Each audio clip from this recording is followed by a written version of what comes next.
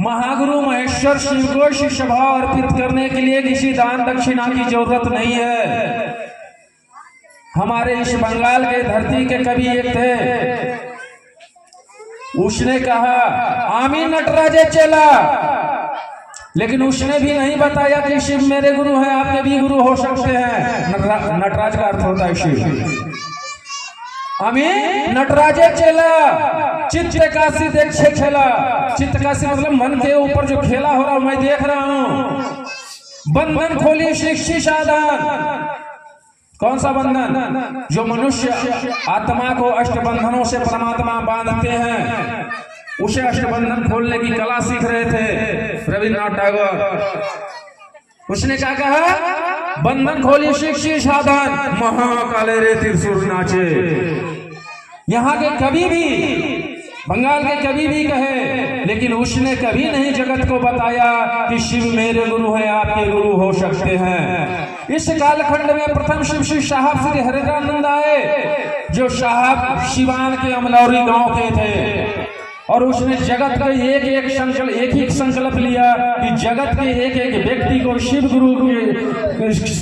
गुरु की संस्था से अवगत कराएंगे, और उसका माध्यम और हमें और आपको भी बनाया। और ये सौभाग्य और कहाँ मिलेगा कि मैं अपने महागुरु महेश्वर शिव की दो शब्द बातें कर रहा हूँ। इस कालखंड के प्रथम शिव शिव साहब श्री हरिरानंद कोई सामान्य व्यक्ति नहीं थे। वो बहुत ऊंचे पद अधिकारी थे, उसके पास धन दौलत की कमी नहीं होती, लेकिन उसने क्या चुना? इस फकीरी को देखा, अपने मन की फकीरी को देखा और जगत को देखा कि जगत कहाँ जा रहा है। कहा गया है कि शिव तो जगत गुरु है, और जगत गुरु का एक भी शिष्य नहीं है, तो जगत गुरु कैसे रहेंगे? उनका जगत गुरु पद खाली रहेगा। इसलिए हमारे साहब ने एक संकल्प लिया कि घर घर जाकर एक एक बच्चे को शिव का शिष्य बनाएंगे, और वो शिव का शिष्य बनेंगे, हमारा आपका भविष्य आगे सुंदर होगा, शिवमय होगा, सुंदर होगा। तो दीदी, आप लोगों के बीच में हम कुछ कहने और कुछ लेने नहीं आया हूँ, इतना कहने आया हूँ कि आप लोग अगर गुरु नहीं बनाए हैं तो महागुरु महेश्वर शिव को आज से, अभी से, इसी क्षण से शिष्य भाव अर्पित कीजिए। फिर अपने जीवन में जो कमाल होगा खुद ब खुद कहिएगा कि सही में कोई गुरु मिला है, बहुत टेस्टेड गुरु मिला है, बहुत बढ़िया गुरु मिला है। वो गुरु का नाम का ही नहीं है, बड़ा काम के गुरु हैं। वो गुरु नाम के नहीं है, बहुत काम के गुरु हैं।